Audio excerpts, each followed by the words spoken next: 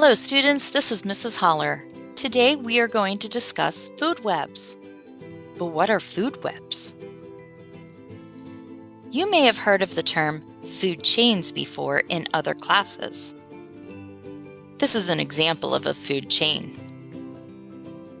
A food chain represents the movement of energy from one organism to another. In this food chain, it begins with grass. Grass uses the sun's energy in a process called photosynthesis to create food for itself. It is called a producer, meaning that it makes its own food. Then we move along to the grasshopper. The grasshopper eats the grass, transferring the energy from the grass to the grasshopper. The grasshopper is called a consumer, meaning that it eats its food and gets its food from another organism. Then we move along to the frog. The frog eats the grasshopper, thereby transferring energy from the grasshopper to the frog. The frog is also called a consumer. Then we move along to the snake. The snake eats the frog, transferring energy from the frog to the snake. And again, this snake is called a consumer. And last in our chain, we have an eagle. The eagle eats the snake, thereby transferring energy from the snake to the eagle.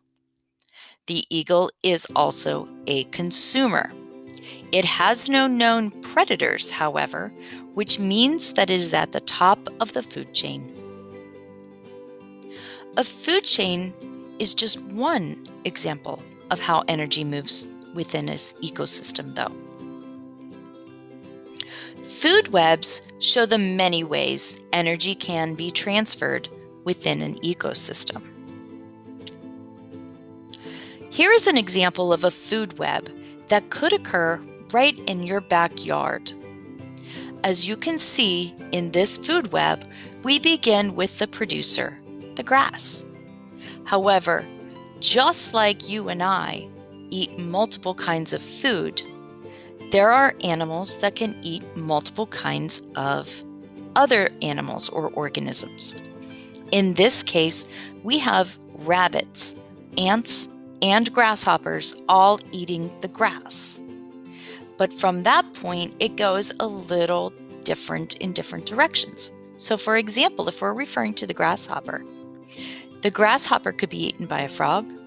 It could be eaten by a thrush. It could be eaten by other animals as well. But from that point, the energy transfers the frog or the thrush, which then transfers to the snake. In the case of the thrush, perhaps the eagle eats it. In this case, we have the grass being eaten by the ant, which could be eaten by a frog, but it could also be eaten by a vole.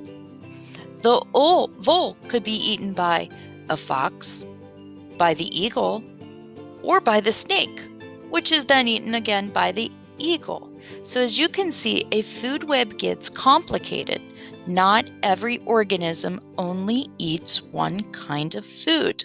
So a food web begins to get spread apart and gets wider and has many arrows. The energy can flow in many ways within a food web.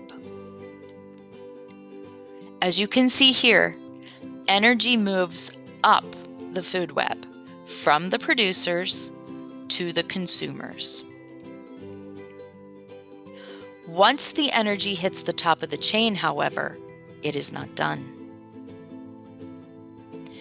There is a group of organisms called decomposers.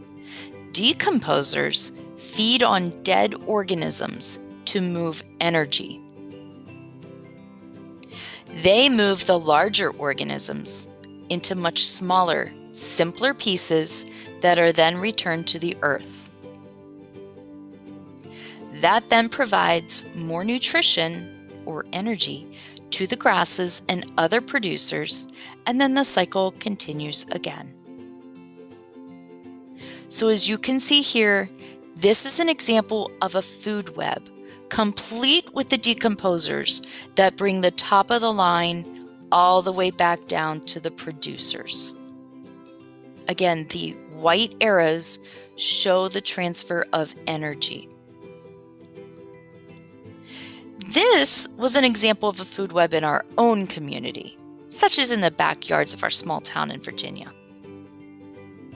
Can you think of other examples of food webs in a different type of ecosystem? Let me show you one more. This is an example of an ocean food web. It has the same pieces to the web. We have the producers, which is the phytoplankton, which creates its own food. Moving up the web, we go to coral, plankton.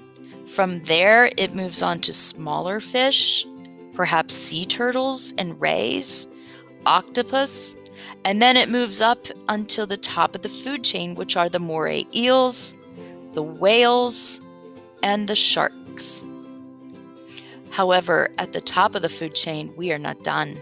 So in this case, the sharks, the whales, and the eels are all decomposed once they are dead by decomposers in the ocean such as bacteria, fungi, marine worms, echinoderms, crustaceans, and mollusks. And they break down those dead organisms again to nutrients that can be used by the phytoplankton to create food. Let's review. What uses the sun and nutrients to create its own food? Correct. It is the producer. Think of a producer. They are producing their own food. What receives energy from eating other organisms? That's right, the consumer. Think of a consumer as consuming other organisms. Which of these shows many possibilities of how energy transfers within an ecosystem? That's right, the food web. A food chain shows just one direction in which energy can flow, whereas a food web shows many ways. What do we call the organisms that break down dead organisms to simpler pieces? Those are decomposers.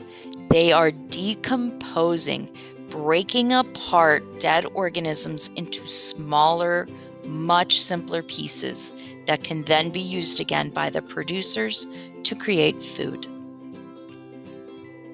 Today, we just talked about one section of the vast food web that occurs in our own backyards.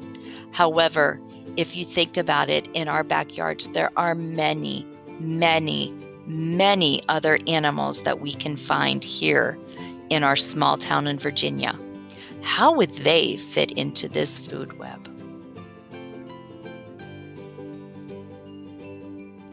Thanks for watching.